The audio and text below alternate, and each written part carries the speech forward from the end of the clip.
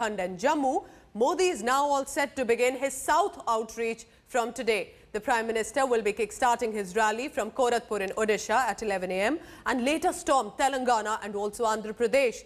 It seems that the Bharatiya Janata Party is now counting on Prime Minister Modi to bolster BJP's chances in Koratpur, Nabarangpur parliamentary constituencies in Odisha, which goes to polls on 11th of April. Now, later in the day, Modi will be addressing an election rally in KCR's turf, Telangana, where the ruling TRS is on a high after last year's splendid victory in assembly elections. And lastly, Prime Minister Modi will then be heading to Chief Minister Chandrababu Naidu's turf in Andhra Pradesh's Kurnool.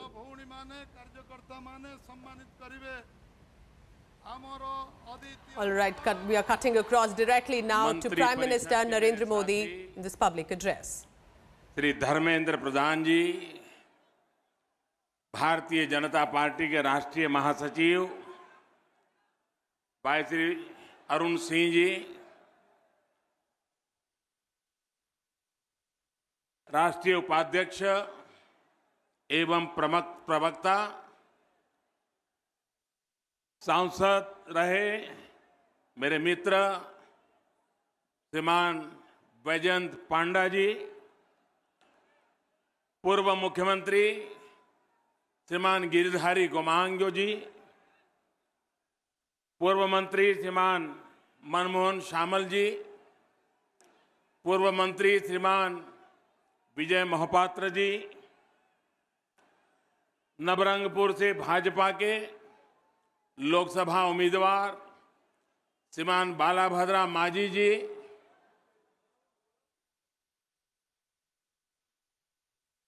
Koraput से भाजपा के लोकसभा के उम्मीदवार श्रीमान जयराम पांगी जी, जारीगाम से उम्मीदवार श्री परशुराम मांझी जी, दाबूगाम से उम्मीदवार श्रीमान पद्मन नायक जी, उमरकोट से उम्मीदवार श्रीमान नित्यानंद गौड़ जी, कांटपेट से उम्मीदवार श्रीमान खबेश्वर पुजारी जी, पोटांगी से उम्मीदवार श्रीमान रामचंद्र पांगी जी, मलकानगिरी से उम्मीदवार श्रीमान आदित्य गई, कोरापुट से श्रीमान त्रिपुरा गर्दा जी, चित्रकोंडा से श्रीमान पाद मांझी, लक्ष्मीपुर से श्रीमान कुमुद सौता जी, रायगढ़ से श्रीमान बसंता उल्लाका जी, जयपुर से श्रीमान गौतम सानमात्रे जी, नवरंगपुर से उम्मीदवार गौरी शंकर मांझी जी, आप सब दोनों मुट्ठी ऊपर करके भारत माता की जय बोल करके हम सबको आशीर्वाद दें। भारत माता की, भारत माता की, भारत माता की। बहुत बहुत धन्यवाद।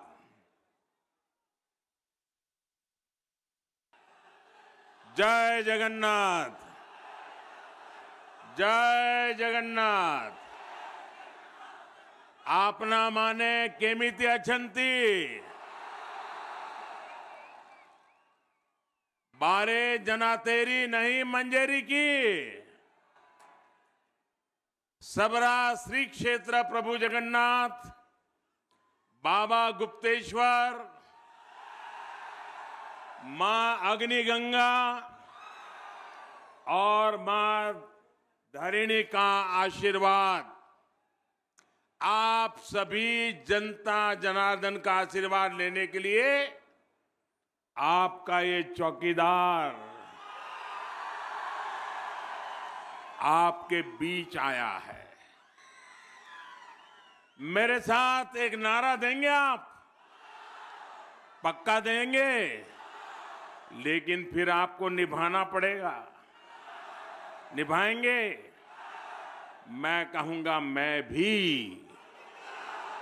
मैं भी, मैं भी, मैं भी, मैं भी, मैं भी। क्रांतिवीर शहीद लक्ष्मण नायक, राजा विक्रमादेव,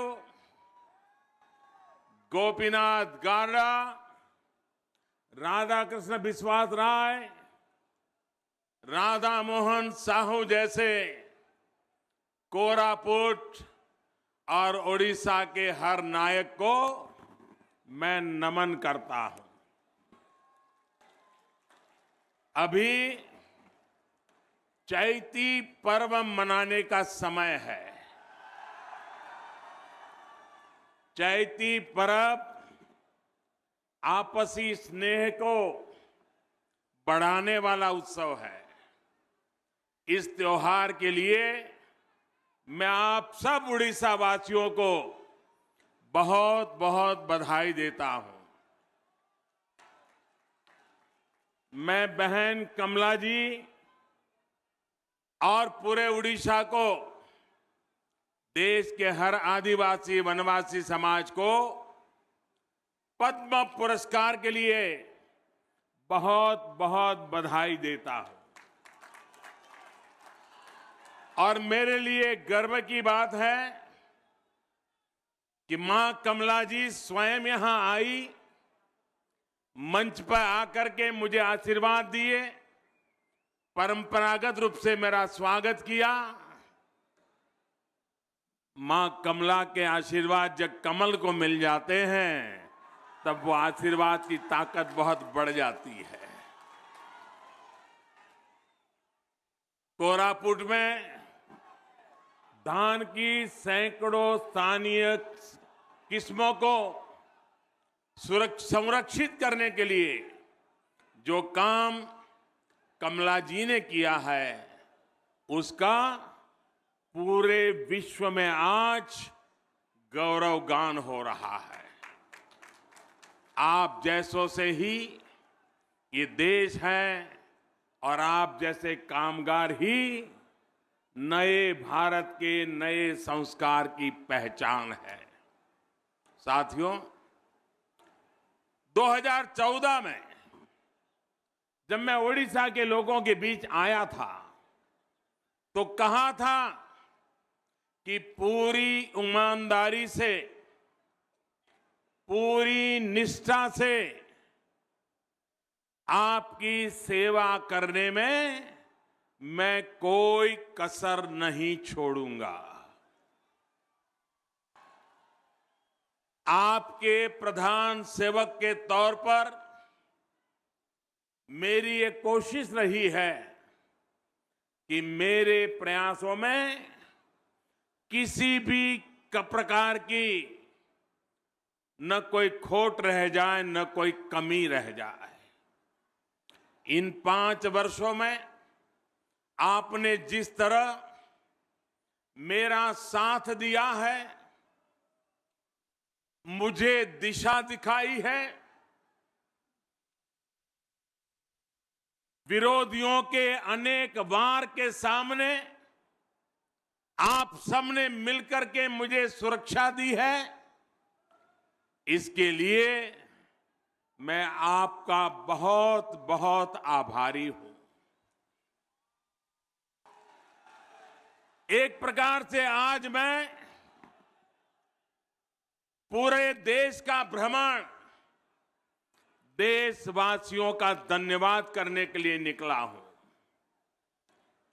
क्योंकि देशवासियों ने मुझे आशीर्वाद न दिया होता, उड़ीसा के मेरे भाइयों बहनों, 5 साल तक आपने अगर मुझे आशीर्वाद, समर्थन, सहयोग न दिया होता तो आज जो काम दिख रहा है वो मैं कैसे कर पाता।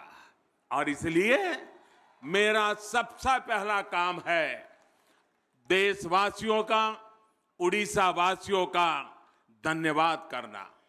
अगर आज आपका ये सेवक उड़ीसा में 8 लाख गरीब परिवारों को पक्के घर दे पाया है, उज्ज्वला योजना के माध्यम से यहां के 40 लाख घरों में धुएं से मुक्ति दिला करके गैस का चूल्हा दे पाया है, 3000 गांवों में अंधेरा मिटा करके बिजली पहुंचा पाया है, आपका जीवन रोशन कर पाया है।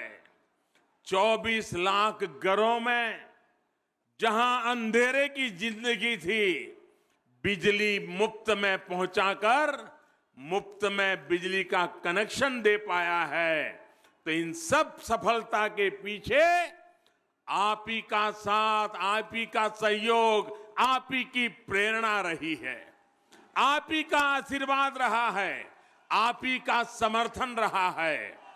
अगर मेरी सरकार की 5 साल की सफलता का, अगर मेरी सरकार की 5 साल की सफलता का कोई हकदार है तो भारत की जनता है, भारत का मतदाता है, उड़ीसा की जनता है, उड़ीसा का मतदाता है। मैं आज भगवान जगन्नाथ जी की धरती से आपका भी धन्यवाद करता हूं और इस पवित्र धरती से, और जब ऐसे वीर नायक के फांसी का दिवस है, स्मरण का दिवस है, त्याग और बलिदान की स्मृति का दिवस है, मैं देशवासियों का भी इस पवित्र दिवस पर आदरपूर्वक धन्यवाद करता हूं।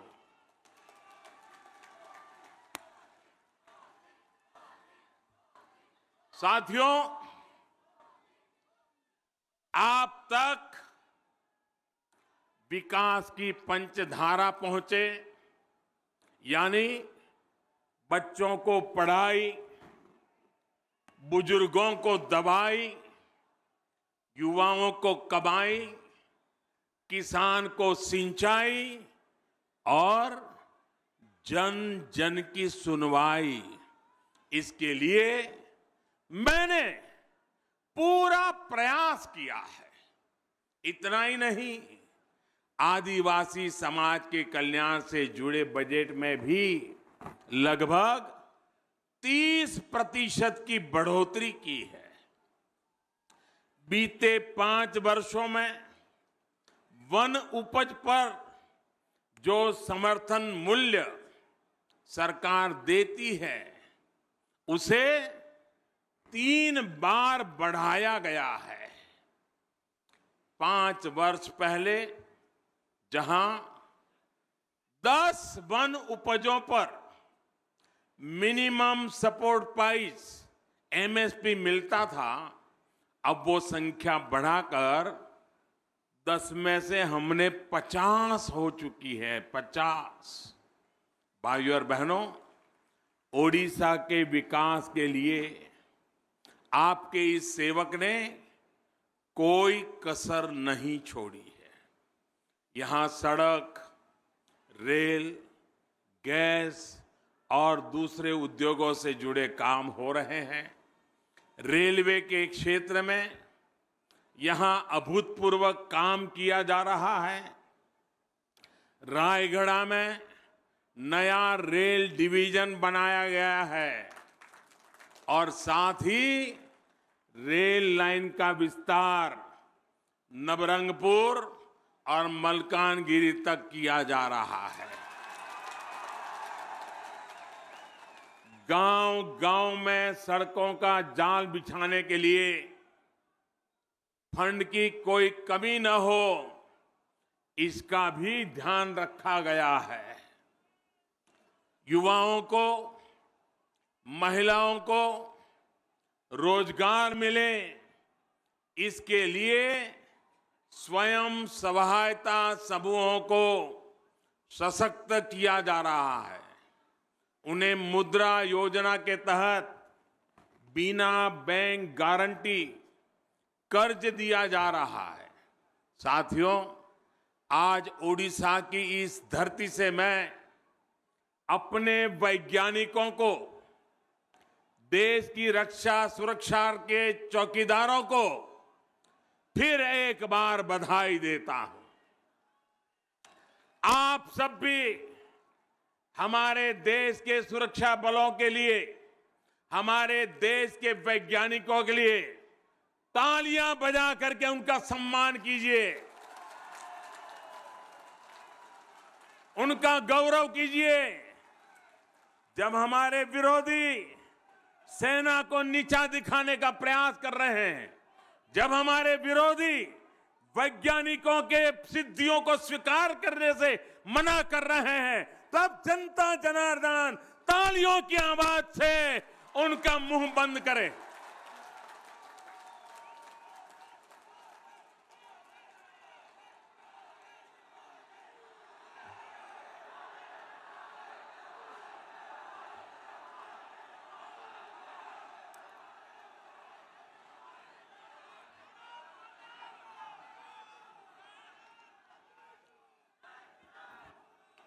दो दिन पहले ही उड़ीसा एक ऐसी ऐतिहासिक उपलब्धि का गवाह बना है जिसने पूरी दुनिया को भारत के सामर्थ्य से परिचित कराया है।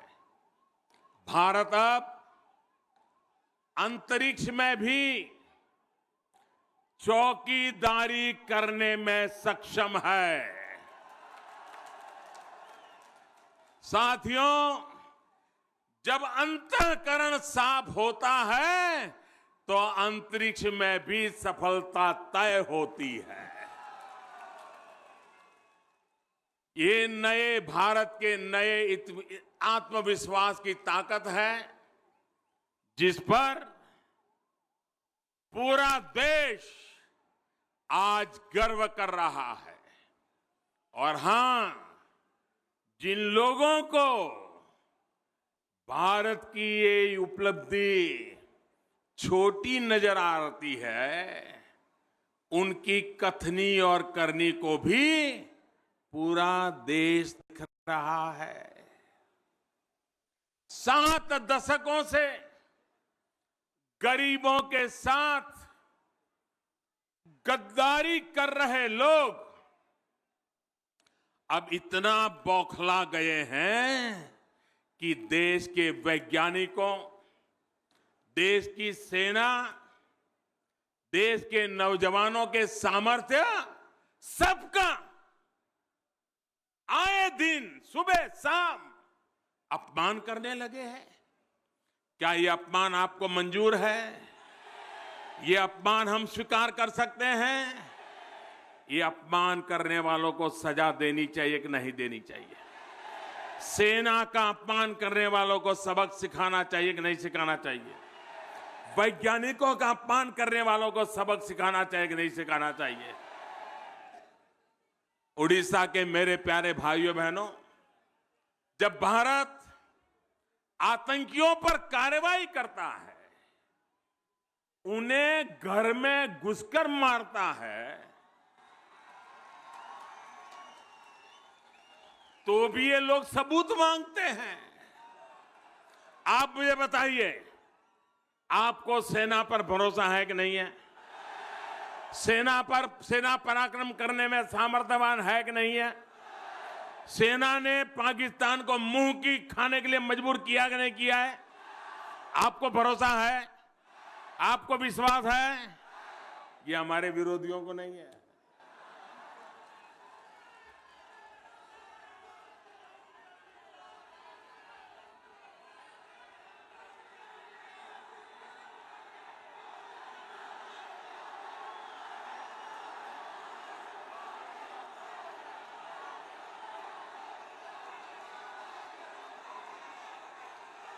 एक महीना हो गया पाकिस्तान लाशें गिनने में लगा हुआ है और ये सबूत मांग रहे हैं। साथियों, मतदान के दिन जब आप पोलिंग बूथ जाएंगे तो एक स्पष्ट मन बनाकर जाइएगा। आपको ये तय करना है कि आतंक के ठिकानों में घुसकर मारने वाली सरकार चाहिए या फिर घबराकर नीची मुंडी करके बैठ जाने वाली सरकार चाहिए। आप बताइए, दुश्मन के घर में घुसकर मारने वाली सरकार चाहिए कि नहीं चाहिए? पूंछ दबाकर भागने वालों की जरूरत है क्या देश को? आपको यह तय करना है कि निर्णय करने वाली सरकार चाहिए या सिर्फ नारेबाजी करने वाली सरकार चाहिए। निर्णय करने वाली सरकार चाहिए कि नहीं चाहिए? कड़े निर्णय करने वाली सरकार चाहिए कि नहीं चाहिए? समय पर निर्णय करने वाली सरकार चाहिए कि नहीं चाहिए? ओडिशा और भारत को मजबूत करने वाली सरकार चाहिए या कमजोर मजबूर सरकार चाहिए? आपको मजबूत सरकार चाहिए कि नहीं चाहिए? उड़ीसा को मजबूत सरकार की जरूरत है कि नहीं है? हिंदुस्तान को मजबूत सरकार चाहिए कि नहीं चाहिए? इनको तो मजबूर सरकार चाहिए। ऐसी ढीली ढाली 10 कदम चलने में भी 10 मिनट लग जाएं, क्या ऐसी सरकार चाहिए क्या? आपको तय करना है कि जिस कांग्रेस को आपने दशकों तक उड़ीसा का विकास करने की जिम्मेदारी सौंपी, जिस बीजेडी को विकास के लिए इतना समय दिया, उसे आपका भरोसा तोड़ने की क्या सजा दी जाए? सजा देनी चाहिए कि नहीं देनी चाहिए? ये मौका जाने देंगे क्या? आप बार बार चूक जाते हैं और इसी से वो मजा ले रहे हैं। अब हटने चाहिए कि नहीं हटने चाहिए? आपको तय करना है कि जो सरकारें नक्सली हिंसा पर काबू नहीं पा सकती, जो उसके आगे कमजोर नजर आती है, उन्हें क्यों सजा न दें? भाइयों और बहनों, 2019 का ये चुनाव सिर्फ एक सांसद का चुनाव नहीं है, सिर्फ एक विधायक का चुनाव नहीं है। ये चुनाव केंद्र और राज्य में विकास का डबल इंजन लगाने वाली भारतीय जनता पार्टी की सरकारों के चुनाव का समय है। ये आने वाले 5 वर्षों में नए ओडिशा और नए भारत के निर्माण का चुनाव है। साथियों, ओडिशा मजबूत तब बनेगा जब यहां का आदिवासी, यहां का किसान, यहां का नौजवान आगे बढ़ेगा। जब यहां राज्य में और केंद्र में दोनों ही जगहों पर भारतीय जनता पार्टी की सरकार होगी, तब ये सपना पूरा होगा। जब सबका साथ, सबका विकास होगा, तभी ओडिशा मजबूत होगा, पूर्वी भारत मजबूत होगा, पूरा भारत मजबूत होगा। साथियों, मैं आपसे जानना चाहता हूं, आप जवाब देंगे? मैं आपको सवाल करूं, आप जवाब देंगे? क्या चिट फंड में घोटाला करने वाले, गरीबों की पाई पाई अपनी तिजोरी में भरने वाले उड़ीसा को मजबूत बना पाएंगे? उड़ीसा को मजबूती दे पाएंगे? उड़ीसा का भला कर पाएंगे? क्या आदिवासियों की संपदा, आपके संसाधनों पर कोरापुट, रायगढ़, यहां के तमाम आदिवासी अंचलों में खनन माफिया को बढ़ावा देने वाले ऐसे लोग ओडिशा को मजबूत बना सकते हैं क्या? आपका उन पर रत्ती भर भी भरोसा है क्या? क्या जिनके राज्य में बेटियां सुरक्षित नहीं है, बेटियों पर अत्याचार करने वालों को सजा देने में जो नाकाम रहे हैं, ऐसे लोग ओडिशा को सुरक्षित और मजबूत बना पाएंगे क्या? माताओं बहनों को रक्षा दे पाएंगे क्या? गुनहगारों को सजा करवा पाएंगे क्या? मुझे आपका जवाब पता है। जो आप दे रहे हैं यही जवाब आएगा, ये मैं भली भांति जानता हूं, क्योंकि आपने ये दर्द झेला है।